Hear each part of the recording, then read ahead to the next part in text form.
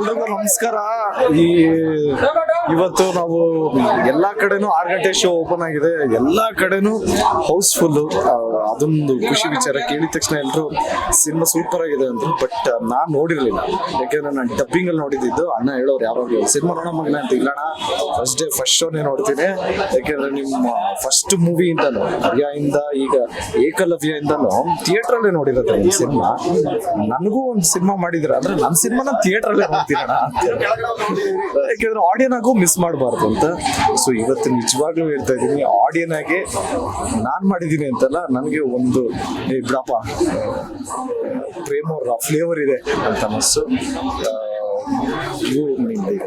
ನನಗೆ ಅಂತ ಮೂವೀಸ್ ಅಲ್ಲಿ ಚಾನ್ಸ್ ಕೊಟ್ಟಿದ್ದಕ್ಕೆ ಡೈರೆಕ್ಟರ್ಗೆ ಥ್ಯಾಂಕ್ಸ್. ಫಸ್ಟ್ ಡೇ ನಾನು ಹೇಳ್ತಾ ಇರೋದು, ಇವಾಗಲೂ ಅದನ್ನೇ ಹೇಳ್ತಾ ಇರೋದು, ಮುಂದಕ್ಕೂ ಅದನ್ನ ಹೇಳೋದು. ಈ ಸಿನಿಮಾದ ಹೀರೋ ನಾನಲ್ಲ, ಡೈರೆಕ್ಟ್ರು ಅಂಡ್ ಎಲ್ಲಾ ಟೆಕ್ನಿಷಿಯನ್ಸ್.